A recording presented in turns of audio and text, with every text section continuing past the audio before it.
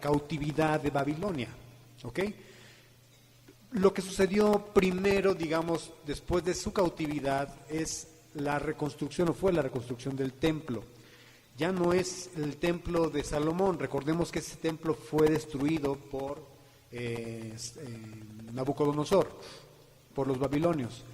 Esta es una réplica diferente, definitivamente mucho más sencillo que lo que tenía Salomón. La primera parte de la obra de la reconstrucción la llevó a cabo Zorobabel, que fue quien comandó, lideró, digamos, la repatriación de solamente 2 tribus, que fueron las tribus de Judá y de Benjamín, y él se encargó de dirigir la obra. Posteriormente se incorporó ya muchos años después el sacerdote Esdras. Todo esto lo pueden ustedes estudiar con lujo de detalles en el libro de Esdras, que es el que preside o está antes del libro de Nehemías.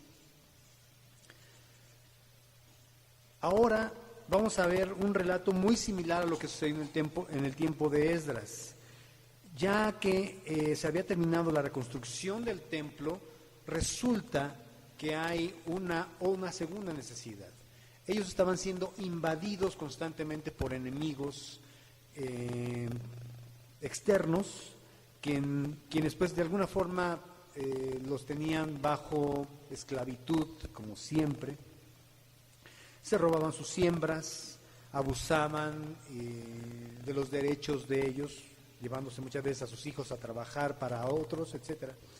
El caso es que Nehemías se entera de que estos muros de Jerusalén todavía están destruidos y las puertas quemadas a fuego, y él tiene una gran carga en su corazón de reconstruir esos muros y esas puertas. Una vez que ya están reconstruidos los muros, que ahora se han vuelto infranqueables para el enemigo, porque ahora ya no pueden entrar, se da cuenta de que hay una segunda necesidad. Y esta es, sin duda, la espiritual. ¿Qué trata este capítulo 8 de Nehemías? De la reconstrucción del muro espiritual. Ahora nos toca a nosotros levantar el muro espiritual. Ya lo tienen, es Nehemías capítulo 8 a partir del verso 1, por favor. Quiero, posiblemente convendría, por ahí hay un fragmento del último pasaje del capítulo anterior, Cris, en el verso 73 del capítulo 8, 73:8, en la última parte del versículo. Podemos leer todo el versículo 73, sería 7:3 exactamente. Dice: y habitaron los sacerdotes, los levitas, los porteros, los cantores, los del pueblo, los sirvientes del templo y todo Israel en sus ciudades.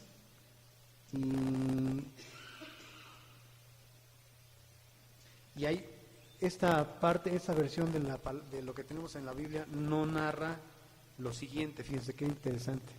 Creo que vamos a tener que tirar la computadora. Se los leo, ustedes la tienen en su Biblia, ¿verdad? Dice: venido el mes séptimo, los hijos de Israel estaban en sus ciudades. Eso no viene ahí. Regresamos al versículo anterior, 73, por favor, Cris, 7:3, y no aparece, solo se queda en sus ciudades, pero la segunda parte del pasaje no está inconcluso, vaya. Y eso sucede porque acuérdense que los números en la Biblia, me refiero a los números que están descritos como capítulos y versículos, no son de inspiración divina. Sirven, por supuesto, como herramienta para búsqueda de nosotros, pero el pasaje que les estoy leyendo podría comprender sin duda el primer versículo del capítulo 8, que no está ahí. Ahora sí regresamos al capítulo 8, verso 1, por favor. Les leo lo que no está ahí. Dice: venido el mes séptimo, los hijos de Israel estaban en sus ciudades. La referencia del mes séptimo nos sirve para lo que vamos a leer enseguida. Dice el verso 1: y se juntó todo el pueblo como un solo hombre en la plaza que está delante de la puerta de las aguas. Y dijeron a Esdras el escriba que trajese el libro de la ley de Moisés, la cual Jehová había dado a Israel. Pues ya Betito nos hizo favor de orar por esta enseñanza. Y quiero enfatizar ahorita algunos aspectos de cada pasaje. Por ejemplo, describe la puerta de las aguas. Donde se reunieron estaban en la plaza que está delante de la puerta de las aguas. Esta puerta de las aguas permanece cerrada durante todo el año y solamente se abren las últimas festividades que se realizan en el mes séptimo. Por eso es importante lo que les leí, que no está ahí en el monitor. Entonces estas puertas se abren y el ritual de las puertas comprende la festividad de los tabernáculos. Cuando estuvimos leyendo un poquito de Juan en el capítulo 7, el Evangelio nos describe que Jesús estaba en el templo durante la festividad de los tabernáculos. Es el Juan capítulo 7. Les describo rápidamente qué se hacía en la festividad. Era una especie de ritual durante la semana donde el sacerdote tomaba agua del pozo de Siloé y recorría las calles o los lugares cercanos al templo y daba unas vueltas a la fuente que llamaban de Siloé, y pasaba por la puerta llamada de las aguas, que era la puerta más cercana al templo, y esta agua la depositaban en una fuente o en el lavacro del templo. Bueno, es en esa ocasión cuando Jesús, estando presente, se dirige al pueblo en el verso 37, Juan 7:37, diciendo: en el último y gran día de la fiesta, Jesús se puso en pie y alzó la voz, diciendo: si alguno tiene sed, venga a mí y beba. El que cree en mí, dice el verso 38, como dice la Escritura, de su interior correrán ríos de agua viva. Y él hace una nota aclaratoria, el apóstol, diciendo: esto dijo del Espíritu que habían de recibir los que creyesen en él, pues aún no había venido el Espíritu Santo, porque Jesús no había sido aún glorificado. Regresando a Nehemías capítulo 8, tiene un gran significado que el pueblo pues estuviese frente a la puerta de las aguas. Ya hemos entendido que una de las cosas que se restauraron durante el tiempo de Nehemías fueron los muros y las puertas que estaban quemadas a fuego. Si podemos rápidamente verlo como referencia en el capítulo 1, en el verso 2, Nehemías 1:2 dice que vino Hanani, uno de mis hermanos, cuenta Nehemías, con algunos varones de Judá, y les pregunté por los judíos que habían escapado, que habían quedado de la cautividad y por Jerusalén, y me dijeron: el remanente, los que quedaron de la cautividad allí en la provincia están en gran mal y afrenta, y el muro de Jerusalén derribado y sus puertas quemadas a fuego. Cuando oí estas cosas, dice Nehemías, me senté y oré, e hice duelo por algunos días, y ayuné y oré delante del Dios de los cielos. Y dije: te ruego, oh Jehová, Dios de los cielos, fuerte, grande, temible, que guarda el pacto y la misericordia a los que aman y guardan sus mandamientos, etcétera. Entonces la carga de Nehemías fue grande cuando se enteró de que los muros y las puertas estaban quemadas a fuego. Ya en el capítulo 3 de este mismo libro de Nehemías nos cuenta que lo siguiente de reconstruir el muro fue comenzar a reconstruir las puertas. Y una de esas fue reconstruida al oriente, que es la puerta de las aguas. Bueno, toda esta referencia es importante porque tiene un gran significado que el pueblo estuviese frente a esa puerta de las aguas. Porque para nosotros hoy que tenemos la oportunidad de leer la Biblia, el significado del agua tiene un simbolismo muy interesante. El agua siempre será, incluso hoy por hoy para cualquiera, un tipo que refiere a la limpieza, un tipo que refiere también a cómo mitigar la sed, etcétera. Pero en la Biblia está descrita el agua especialmente refiriéndose a, como ya lo vimos, a la llenura del Espíritu, ¿verdad?, que describe el mismo Jesús. Entonces, para poder entender la palabra de Dios, es importante la dependencia del Espíritu. La ventaja que todo creyente tiene es que cuando recibe a Cristo, automáticamente opera en nosotros ya la presencia del Espíritu. De modo que entonces el Espíritu es el que se encarga de revelarnos cada una de nuestras necesidades. ¿Recuerdan ustedes la oración de la nota de Pablo en Romanos 8? Que dice que nosotros no sabemos orar como conviene. por nuestra debilidad. Y eso se traduce más que todo por nuestra inutilidad. Nosotros no tenemos la capacidad de hablar con Dios. Pero Él es como no sé si ustedes han visto esas conferencias que hay un intérprete simultáneo en varios países. Está posiblemente el orador y hay varias cabinas con varios traductores y gente que tiene sus audífonos y en el momento están recibiendo la interpretación o la traducción, más bien dicho. Eso es lo que posiblemente pudiera funcionar o estar sucediendo con el Espíritu. Y me emociona porque dice Pablo que Dios entiende lo que el Espíritu le quiere decir, porque dice que solamente pide conforme a la voluntad del Padre. Eso nos da de alguna forma certidumbre y confianza para hablar con Dios. Es así como el Espíritu opera en nosotros. Yo no sé si alguna vez antes de estar en una iglesia cristiana, ser cristiano, intentaste leer la Biblia y lo único que produjo fue en ti confusión, sueño, aburrimiento y le hiciste a un lado. O sea, no es fácil. A lo mejor la Ilíada, la Odisea, cualquier otro libro de esos muy importantes que debiéramos leer todos, algún clásico, te lo bebiste, ¿no? Pero la Biblia es difícil de leer. Posiblemente sí. La mayor parte del tiempo eso sucede, pero el Espíritu es el que nos guía a esto. Ahora, ya una vez acercados al Espíritu, ahora sí dicen al escriba Esdras que trajese la ley de Moisés. Entendemos entonces la necesidad que tenemos todos de participar del agua del Espíritu. ¿Sí? Ahora, es interesante que este mismo significado, ya lo hemos estudiado alguna vez, me habla también de la misma palabra. Dice Jesús en Juan capítulo 15, verso 3, que estamos limpios por la palabra que Él ya nos ha dado. ¿Se acuerdan ustedes? Y esas son parte de las cualidades que, por cierto, vimos hace algunas semanas de los pámpanos o de las ramas sanas, que estamos limpios por la palabra de Jesús. ¿Ok? Quien está participando de la palabra de Dios, hijo, déjame decirte, no es solamente en el tiempo de la predicación, porque desafortunadamente mucho de lo que se enseña los domingos se diluye por cualquier otra cosa, por distintos distractores. Yo te puedo decir, de los que estuvimos aquí, ¿qué sucedió el domingo pasado? ¿Qué hablamos el domingo pasado? Muchos posiblemente ya no lo recuerden. Por eso es que estar asiduamente apegado a la Biblia te ayuda de alguna forma a crecer, te ayuda a conocer, por supuesto, más al Padre, pero más que todo eso, te limpia, te va mostrando la voluntad amorosa de Dios, te va mostrando quién es Él, para que puedas tú caminar limpio.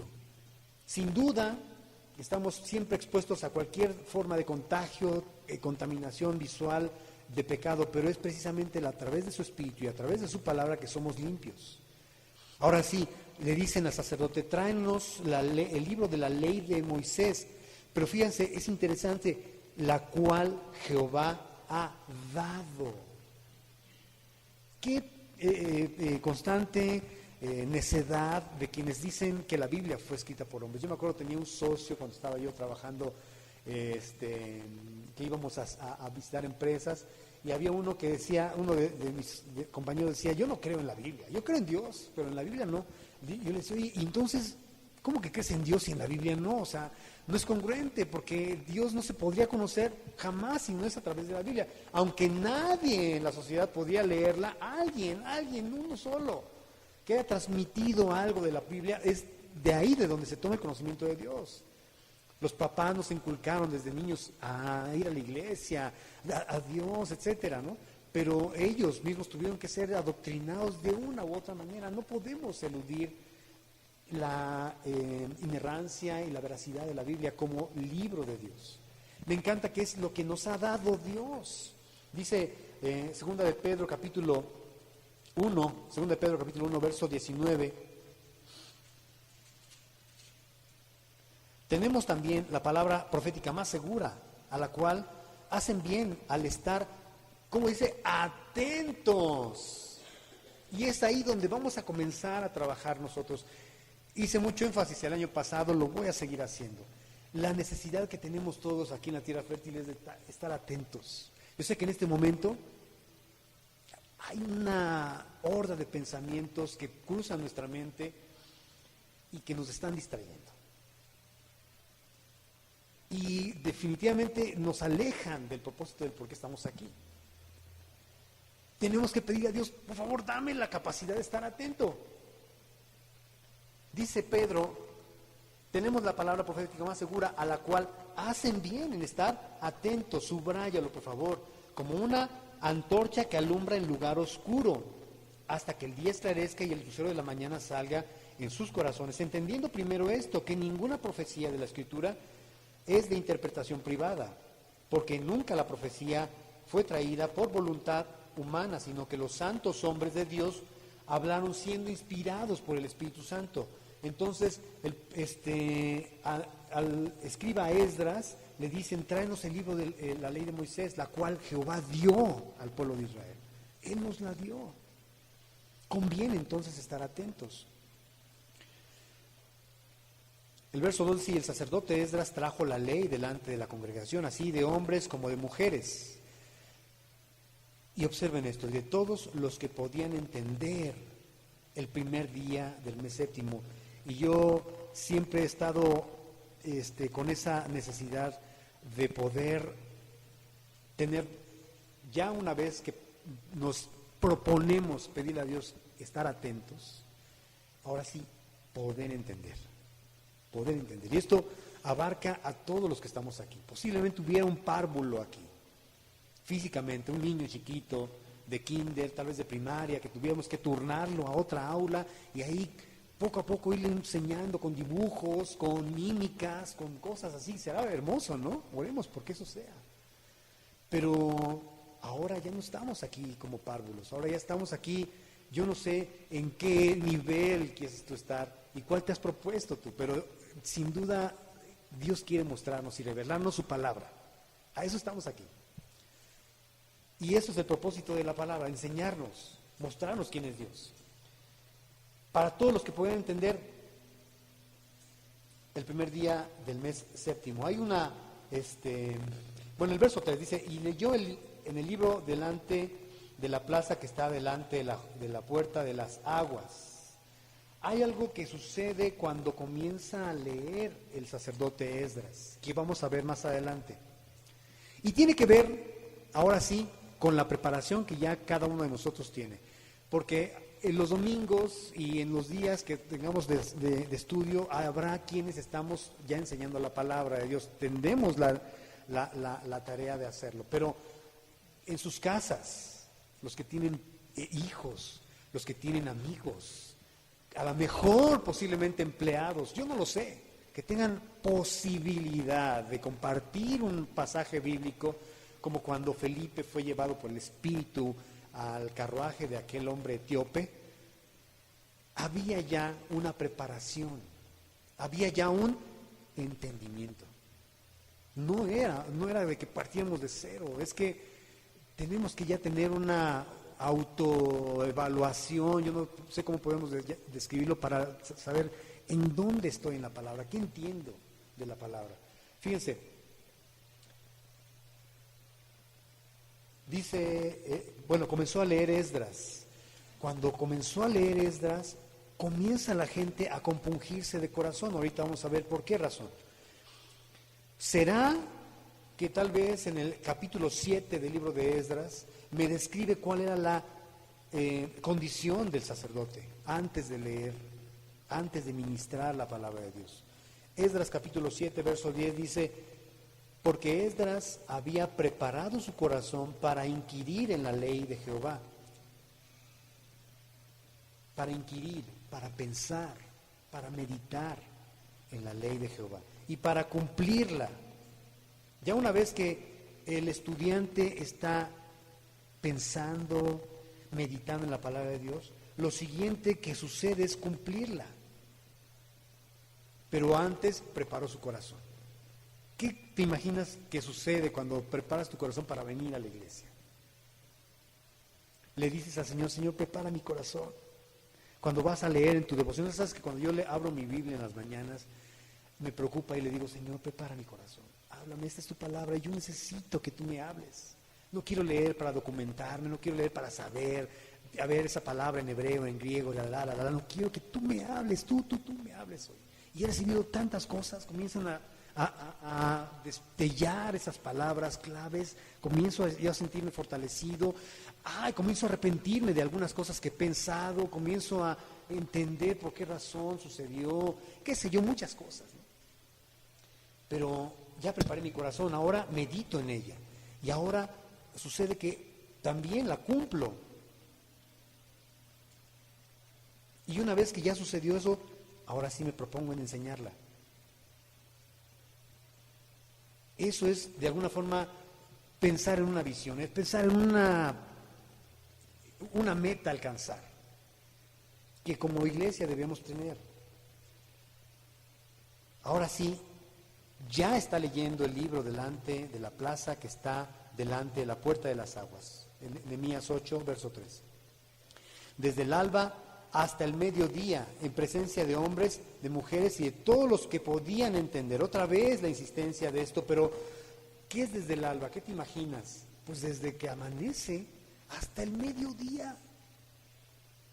O sea, nosotros aquí nada más 2 horas, es más, 1 hora de estudiar la palabra de Dios y ya se acabó. Posiblemente ni mañana ni pasado, sino hasta el próximo domingo, otra vez abrimos nuestras Biblias en el supuesto caso de algunos que no leyeron durante la semana su Biblia. Entonces, no hay algún crecimiento, no hay un entendimiento, no hay un entender. Pero estos estaban todo el mediodía, toda la mañana. Y los oídos del pueblo estaban atentos al libro de la ley. Otra vez esa misma palabra de poner atención. Ya hemos entendido a través de la palabra que esto sin duda es un milagro que sucede al permitir el Espíritu en nuestras vidas. Por eso tiene gran significancia que estuviesen frente a la puerta de las aguas. Hechos capítulo 16, verso 14 me cuentan la historia de una mujer llamada Lidia. Hechos 16. Interesante que no debiera Pablo haber conocido a esta mujer si no había sido por la guianza, por cierto, del Espíritu Santo, porque unos días antes Pablo se había propuesto ir a predicar la palabra a Asia, al continente asiático, pero el Espíritu se lo impidió y posteriormente decidieron, pues a ver, de Dima ahí de Dopingüe, echaron la moneda al aire y cayó para Bitinia, vámonos para Bitinia, y el Espíritu Santo les dijo, Nel pastel. Y en la noche Pablo recibe la visión de un varón macedonio que le decía, ven y ayúdanos. Entonces entendió claramente que el Espíritu los estaba llevando a Macedonia. Macedonia es esa región asiática al norte, posiblemente del Golfo del Mediterráneo, posiblemente al costado de Italia, por ahí por Grecia, donde estaban las ciudades, entre ellas Filipo, Macedonia, que era una de las comunidades de ahí. Y sucede algo impresionante. Una vez que llegan ahí, Pablo conoce a esta mujer llamada Lidia. Y ahí es como comienza el ministerio de la predicación en la casa de esta mujer. Verso 14, entonces una mujer llamada Lidia, vendedora de púrpura de la ciudad de Tiatira, que adoraba a Dios, estaba, escucha bien, oyendo. Aquí la palabra oyendo se traduce con la palabra acuo, que significa oír. Nada profundo, ¿verdad? Pero quiero que por favor subrayes estos sucesos. Ella estaba oyendo. Y cuando estaba oyendo, el Señor abrió el corazón de ella para que estuviese atenta. Otra cosa sucedió, ya no solamente estaba oyendo, ahora estaba atenta. Es diferente. La palabra que se usa es la palabra prosejo, que es fijar la mente, adherirse, estar atento. Ya cambió el estatus de esta mujer durante lo que estaba hablando Pablo. De modo que, ¿quién es el que abrió el corazón de ella? Pues el Señor lo hizo. Pero una vez que estaba ella atenta, a ver, vamos a abrir la Biblia, a ver qué sucede esta vez. Señor, te pedimos que tú abras nuestro entendimiento y podamos esta vez comprender lo que nos quieres decir. Es diferente. a que digas, voy a abrir la Biblia a ver si con esto logro conciliar el sueño, porque tengo mucho sueño, necesito dormir porque mañana me tengo que levantar temprano y no puedo. Ah, buena idea, voy a abrir la Biblia. Y voy a leer, por cierto, uno de los profetas más complicados, Ezequiel. Vamos a abrir Ezequiel. Y en el tercer año del fulano rey comienza y efectivamente, y te quedaste dormido. No, sí funciona. Nada de que calmantes ni que te de pasiflorina. La Biblia es buena. Pues déjame decirte, no es el propósito de la Biblia, pues. Ella estaba primero oyendo y después estuvo atenta a lo que Pablo decía. Pensando en esto, todos los que estaban oyendo al escriba Esdras estaban atentos al libro de la ley. Estaban atentos. Seguimos ahí en Nehemías 8, verso 4, y el escriba Esdras estaba sobre un púlpito de madera que había hecho para ello. Y junto a él estaban Matatías, Sema, Anías, Urías, Hilcías y Maasías a su mano derecha, y a su mano izquierda Pedaías, Misael, Malquías, Jasum, Hasbadana, Zacarías y Mesulán. Abrió pues Esdras el libro a ojos de todo el pueblo, porque estaba más alto que todo el pueblo. Y cuando lo abrió, todo el pueblo estuvo otra vez atento. Yo quiero pensar que cada vez que él conducía a la palabra de Dios, los ojos de ellos brillaban. Ya habían pasado 70 años al menos de que no tenían ellos contacto con la ley. Recuerden que al menos eso pasaron en Babilonia, más el tiempo que les llevó a reconstruir el templo, y todo eso, la gente se despegó completamente de la ley. No conocían la ley. Esta nueva generación que estaba frente a Nehemías no oían de la ley. Posiblemente muchos de nosotros estamos aquí igual, chicos. No, cuando llegamos a la palabra, a escuchar la palabra de Dios, tú podías haberme dicho, ¿sabes qué? Yo creo en Dios. Hice mi primera comunión. ¿Cuánto le hicieron? Yo la hice. No me tienen que reprochar absolutamente nada. Y también, antes de hacer mi primera comunión, tuve doctrina. Me iba yo con mi lonche a donde iba a una casa, y ahí me daban mi doctrina, y ahí teníamos tiempo de sándwiches y de jugar fútbol, y ya me iba a mi casa. Hice mi primera comunión, me bautizaron de niño. O sea, nadie me tiene que decir, todavía tienes un cuerno ahí. No es cierto. Bueno, pero eso no significa nada. No teníamos conocimiento de la palabra de Dios. Estos hombres, cuando abrió Esdras la ley, estuvo todo el pueblo atento. Dice el Salmo número 119, verso 105, lámpara es a mis pies tu palabra y lumbrera a mi camino. ¿Con qué limpiará el joven su camino? También dice por ahí, el Salmo 119, con guardar su palabra. Los padres entonces tienen una tarea fundamental: guiar a los hijos a través de la palabra de Dios. El Proverbio capítulo 1, verso 4, que dice que los proverbios son para dar sagacidad a los simples.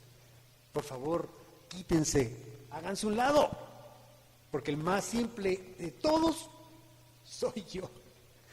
Necesito escuchar la palabra de Dios, necesito inteligencia, necesito sabiduría. La oración de Pablo por los colosenses, ¿cuál es? El capítulo 1, verso 9. Que sean llenos del conocimiento de su voluntad. ¿Para qué? Para que podamos adquirir sabiduría e inteligencia espiritual. De modo que entonces tenemos que estar atentos. Bendijo entonces Esdras a Jehová, Dios grande, y todo el pueblo respondió, amén, amén, alzando sus manos. Y se humillaron y adoraron a Jehová, inclinados a tierra. Digamos que ahora esto es la respuesta. Yo creo que todos tenemos una respuesta que dar cuando ya escuchamos la palabra de Dios. No una indiferencia, sino una respuesta. ¿Qué ¿Qué sucede con este pueblo cuando escuchan la palabra de Dios? Pues eso les lleva a adorar a Dios. Señor, tú eres grande. Ahora, ¿por qué razón crees que resulta para ellos fundamental una respuesta? ¿Por qué será? Porque la palabra de Dios, en primer lugar, me habla del amor de Cristo, me habla del amor de Dios. Yo recuerdo cuando, no sé si ustedes recuerdan a Esaú, Mondragón, y algunos hemos estado presentes. A Esaú no le puedes decir Cristo crucificado, Cristo murió por ti, no puedes.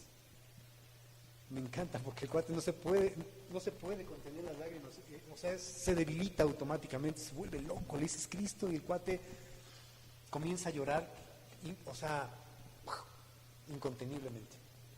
Él no puede, está cantando, cuando pienso en las palabras, tú por mí, el contraste, comienza a llorar, no puede contenerlo, no lo puede contener. Cuando tu corazón escucha las buenas nuevas de Dios, imagínate entonces todo lo que tenemos que contar a nuestros vecinos, todo lo que tenemos que contar a la gente que no ha escuchado por años la Biblia.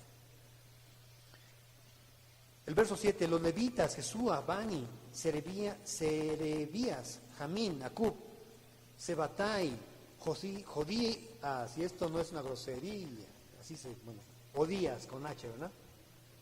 Maasías, Kelita, Azarías, Josabet, Anán y Pelaía hacían entender al pueblo la ley y el pueblo estaba atento en su lugar. Fíjense que esto es una interesante referencia que posiblemente durante ese tiempo desde el alba hasta el mediodía, algunos estudiosos dicen que estos tenían espacios, recesos, donde los que estaban alrededor de Esdras, los levitas, tenían chance de explicar la ley. Y yo quiero que oremos. Male ya está enseñando la palabra, pues Eli, que está ahorita en stand-by por esta crisis de su padecimiento, pero ella está enseñando la palabra.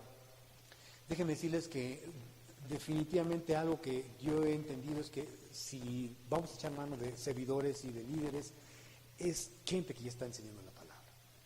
Yo quiero que entonces todos migremos a ese estado de poder enseñar la palabra. Porque sin duda muchas cosas que suceden en la predicación por diversas circunstancias, distractores o lo que tú quieras, se pueden refrendar, se pueden recalcar, se pueden debatir si quieren durante la semana. Y es ahí donde todos ustedes entran. En alguna casa, si pudiéramos este año tener como meta al menos una, pero yo espero que no sea una, sino muchas casas donde podamos predicar la palabra esta semana. E invitar a los vecinos. Algo sucedió en la casa de René y de Oli. Déjenme contarles, posiblemente ese fue el inicio de la Tierra Fértil. Hace mucho tiempo iniciamos un grupo en su casa y pues la verdad es que muchos vecinos se convirtieron ahí al Señor, pero muchos. Llegó un día en que la casa de Oli y René, que ustedes conocen algunos, pues ya no cabía la gente, estaban, muy apretados, estábamos muy apretados. Muchos de ellos, gracias a Dios, están todavía perseverando en otras iglesias. Entre ellos, pues, primero se convirtió Gerardo y después él invitó a Rosita. Ahora ya Rosita es la que, pues casi le enseña a Gera, ¿no? Hay muchos, ustedes ya lo conocieron a varios de ellos, pero el Señor hizo grandes cosas. ¿Qué podemos ver si abrimos una casa? Invitamos a vecinos y alguien de ustedes apunta para enseñar ahí la palabra una vez a la semana, cafecito celestial, la plática, la chorcha, pero también la palabra de Dios. Qué interesante, aquí es donde entran ustedes, aquí es donde entramos todos, para explicar y que todo el pueblo esté, otra vez dice el verso 7 al final, atento en su lugar, atentos, es la palabra clave hoy, estar atentos. Verso 8, y leían el libro de la ley de Dios claramente, y ponían en sentido de modo que entendiesen la Escritura. Una de las cosas y claras que el Señor nos ha llamado en esta congregación es que podamos entender la palabra de Dios. Y para esto requerimos el tiempo de ir verso por verso. Tendremos oportunidad de tópicos sin duda alguna, pero dice uno de los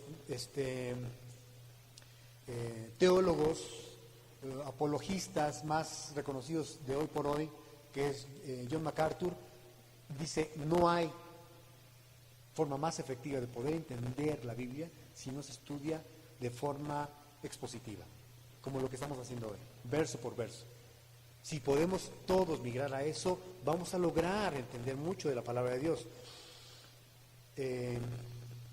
¿Dónde me quedé? Verso 9, 8, 9. ¿Lo leí? Ok, Nehemías el gobernador y el sacerdote Esdras, escriba, y los levitas que hacían entender al pueblo, dijeron a todo el pueblo: día santo es a Jehová nuestro Dios. No estén tristes, no lloren, porque todo el pueblo lloraba oyendo la palabra de la ley.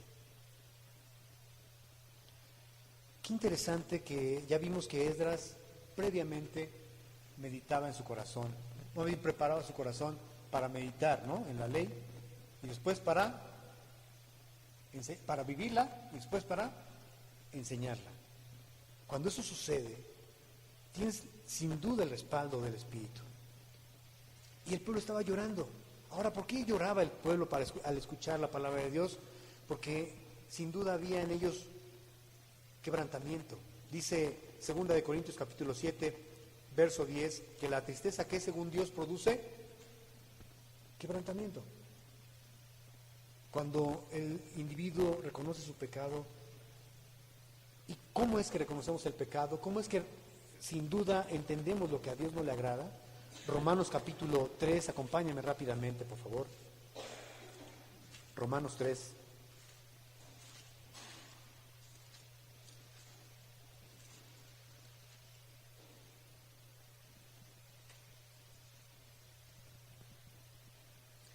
Verso 20, Romanos 3, verso 20.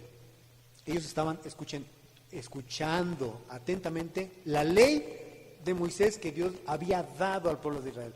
Y cuando ellos estaban escuchando la ley, dice aquí Pablo en el capítulo 3, verso 20, Romanos: ya que por las obras de la ley ningún ser humano será justificado delante de él, porque por medio de la ley, escuchen bien, eso es el conocimiento del pecado.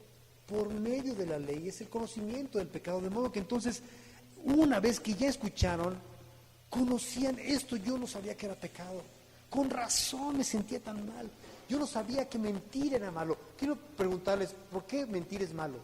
A ver, Cris, ¿por qué mentir es malo? ¿Por qué Porque no es la verdad. A ver, Adriancito hermoso, ¿por qué el mentir es malo? Pues porque estás fingiendo, porque engañas. A ver, Clau, ¿por qué mentir es malo? Porque te crece la nariz como Pinocho. Oye, entonces, me estás diciendo mentiroso, ¿verdad? ¿Por qué? Porque no es correcto. ¿Y por qué no es correcto? Sí, a lo mejor con eso puedo yo evitarle un coraje a mi esposo, a mi esposa, o a mis hijos, o a mi papá.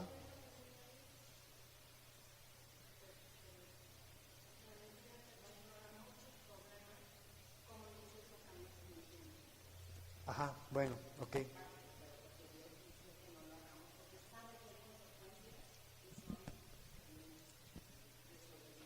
Por desobediencia. Bien, todas las cosas, sí, Pablo.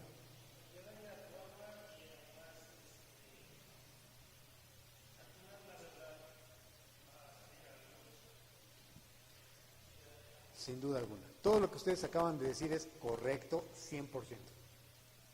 Pero podría alguien decirle, bueno, a un moralista, decir, bueno, pues yo por no decir la verdad es que eso, no le hice pegar un coraje a mi esposa. O por no decir la verdad, honestamente yo me libré de una buena tunda de mi papá. Y hasta la fecha eso puede prevalecer.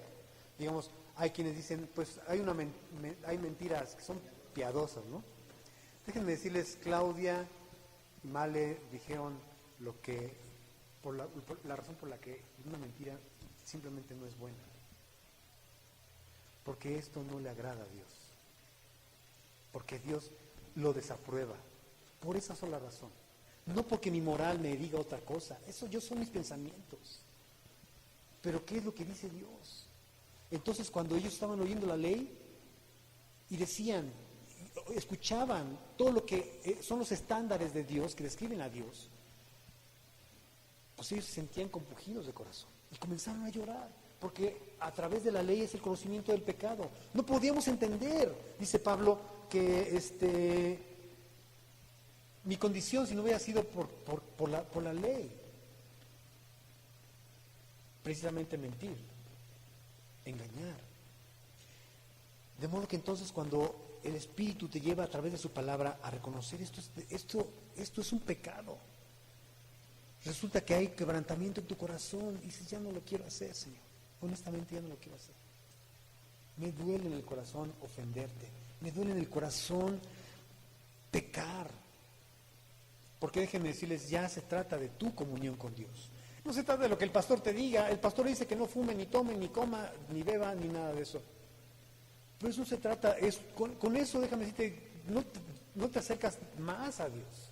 Porque Jesucristo te ha acercado a Dios por su cruz. Es el único camino y la verdad de la vida. Pero ya estando en ese camino, Él sí te guía a ese llamado de querer agradar a Dios. Entonces el pueblo estaba compungido y llorando, y Esdras y todos los demás estaban diciéndoles, no lloren, pueblo, es día santo para el Señor. Pero sin duda, como dice Hebreos capítulo 4, verso 12, la palabra de Dios es más viva y eficaz y más cortante que toda espada de dos filos, y penetra hasta partir el alma y el espíritu, las coyunturas y los tuétanos, y discierne los pensamientos y las intenciones del corazón. Recuerdo un testimonio de uno de los gedeones que posiblemente ustedes recordarán, no lo sé, contaba que alguna vez un hombre se propuso en matar al asesino de su papá o de su hermano, no recuerdo. El caso es que ya lo había identificado, ya sabía dónde vivía, traía una pistola y se alojó en un hotel cerca del domicilio de este hombre para que, dada ya cierta hora que ya lo había estudiado, que había llegado a su casa, etcétera, lo encontrara. Entonces se fue unos días para refugiarse ahí, meditar, estudiar al hombre, sus salidas y entradas, etcétera, etcétera, y ahí lo iba matando. Pero una noche previa, dice que abrió el cajón del lugar donde estaba hospedado y vio un Nuevo Testamento. Y comenzó a leerlo, especialmente cuando Jesús habla del perdón en Mateo capítulo 18. Y comenzó el Espíritu a guiarlo a través de la palabra de cómo Dios también nos había perdonado a nosotros. Mateo capítulo 5, el sermón del monte, ¿no? Amar a sus enemigos, etc. Y el hombre comenzó a llorar, y a llorar, y a llorar. Y ya no tuvo más necesidad de matar al otro, porque lo perdonó. Y una de las cosas que él cuenta después es que dice, yo sabía que mi familia ya no iba a vivir, no sé si era su papá, su hermano, no me acuerdo. Pero lo peor es que iba a haber otros 2 homicidios, otras 2 muertes, más bien dicho. El que yo iba a cometer físicamente y yo iba a morir también. Ya no iba a volver a ser el mismo de antes. Pero ese día el Señor hizo su obra a través de su palabra. Otra historia que por ahí se cuenta, es así hermosa, de una mujer que estaba a punto de suicidarse en su casa. En esas típicas noches de invierno, les decía a veces la Navidad, las luces en la casa de fulano, en sutano, pero acá en esta casa, pues como describía Betito hace un ratito, solo, en un día donde se oyen las risotadas de la familia fulana y tú solo ahí, sin dinero, sin nadie, y esa mujer no tenía nadie y estaba dispuesta a quitarse la vida. Ya no tengo nada que hacer en este mundo. Pero esa noche un papá y un hijo se propusieron tocar las puertas e ir a compartir la palabra de Dios. A veces eso posiblemente pudiera ser más eficaz. Esa vez tocó el niño en la puerta insistentemente, toc, toc, toc, toc, toc, cuando la mujer ya tenía la soga y posiblemente parada en el respaldo de la silla. Eso ya es invento, ¿no? Estaba ahí bailando, ¿no? Se bajó y dijo, ¿quién me está molestando hasta ahora? Y exactamente cuando yo me voy a quitar la vida. Y abre la puerta y era el niñito. Y le entrega también un Nuevo Testamento. Y le comienza a hablar el niño acerca del amor de Dios, y hablar del perdón, y de la misericordia de Dios, y de que Jesucristo tomó su lugar en la cruz, y de cómo Dios la ama, y de cómo Él está con ella siempre, ella no está sola, etc. Todo lo que tenía que escuchar en ese día. ¿Sabes qué sucedió? La mujer desistió completamente de quitarse la vida y entendió que Dios la amaba. No puede alguien saber que Dios te ama si no es a través de conocer la palabra de Dios. El pueblo comienza a escuchar eso en la voz de Esdras y comienza a llorar y comienzan a preocuparse y a quebrantarse, porque la Biblia dice que la tristeza que según Dios produce arrepentimiento. Verso 10, luego les dijo: vayan, coman grosura y beban vino dulce y envíen porciones a los que no tienen nada. Preparen nada preparado, porque día santo es a nuestro Señor. No estén tristes, porque el gozo de Jehová es su fortaleza. La palabra entonces produce avivamiento. Sí, avivamiento. Los levitas pues hacían callar al pueblo, a todo el pueblo, diciendo: callen, porque es día santo y no estén tristes. Yo me imagino toda la plaza frente a la puerta de las aguas, gimiendo, llorando, pidiendo misericordia y compasión de Dios. Y todos estaban diciéndoles: cállense, cállense. Por eso, déjenme decirles, a veces las lágrimas no son señal de tristeza, ¿verdad? Hay llorar que es de gozo. Al día siguiente se reunieron las cabezas de las familias de todo el pueblo, sacerdotes, levitas, a Esdras el escriba, para entender otra vez las palabras de la ley.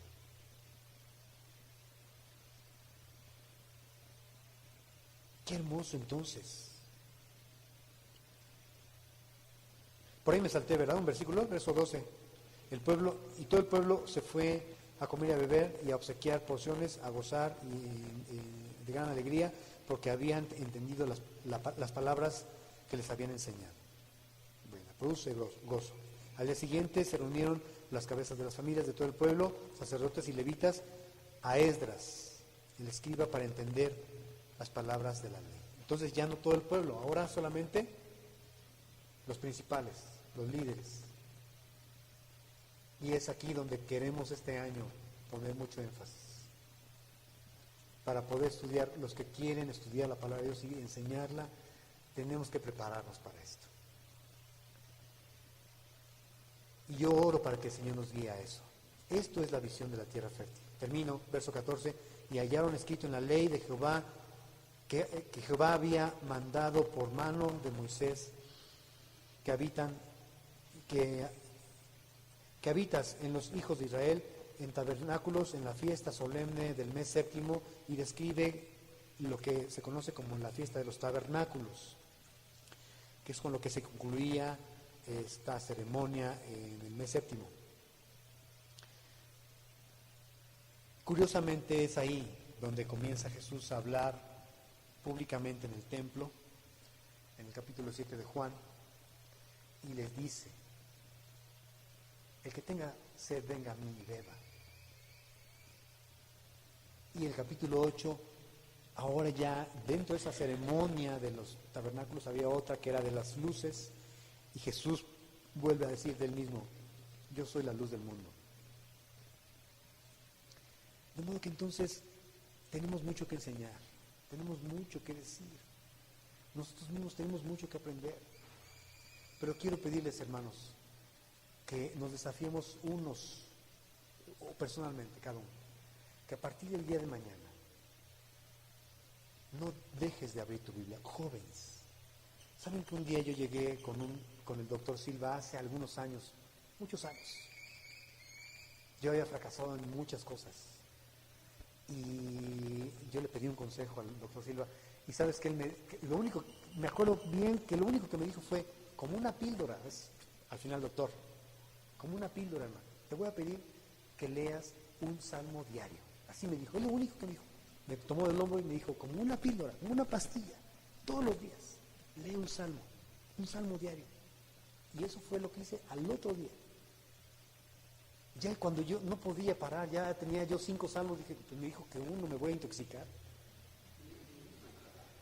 Pero no, es que ya comienzas a leer y a leer, me tengo que parar, tengo que hacer algo. Eso te voy a pedir que comience a suceder. Tienes mucho trabajo, yo sé, salir, entrar, correr, bajar, hacer, pero antes que todo, o busca tu espacio, pero que no pase un día sin que abras la Biblia. Recuerdo las palabras de este hombre,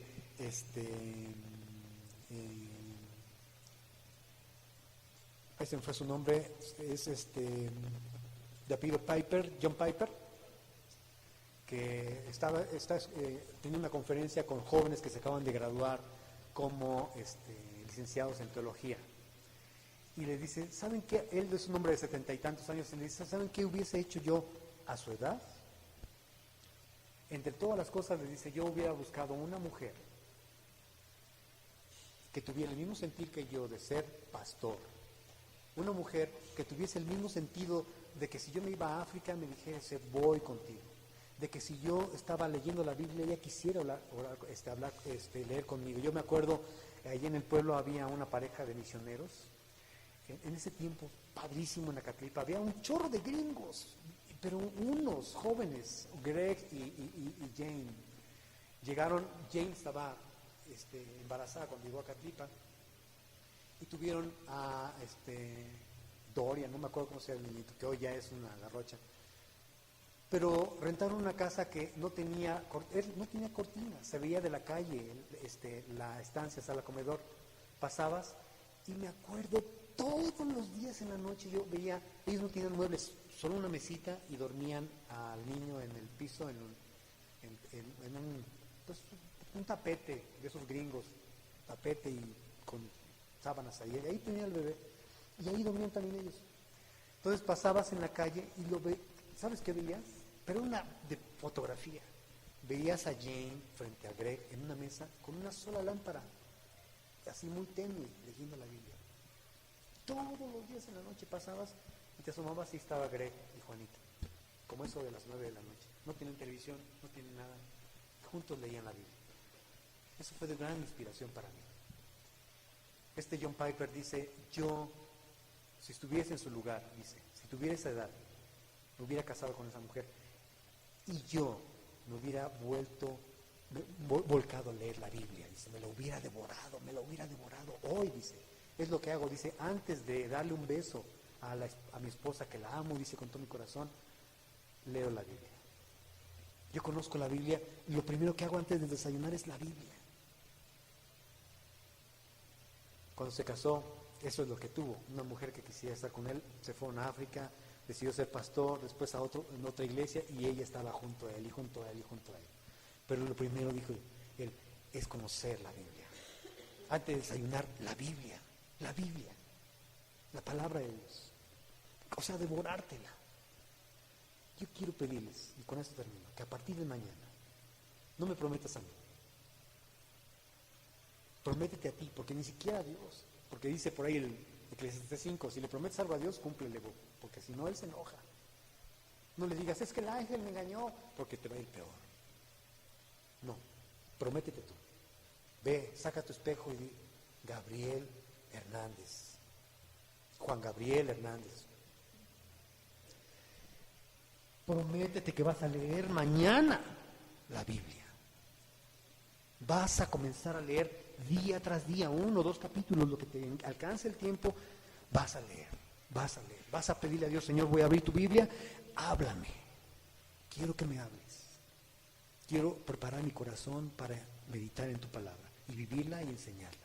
Me propongo todos los días abrirla. ¿Lo vamos a hacer? ¿Sí? ¿Neta? Yo porque es lo que quiero, que esta iglesia... ¿Quieres que crezca esta iglesia y que este salón se llene? Yo también. Por supuesto que sí. Sería mezquino de mi parte decirte que no. Pero no por ser un organismo grande, por eso vamos a ser sanos. Si somos un organismo pequeño, seamos sanos. Y de verdad tengamos esto presente. Amén.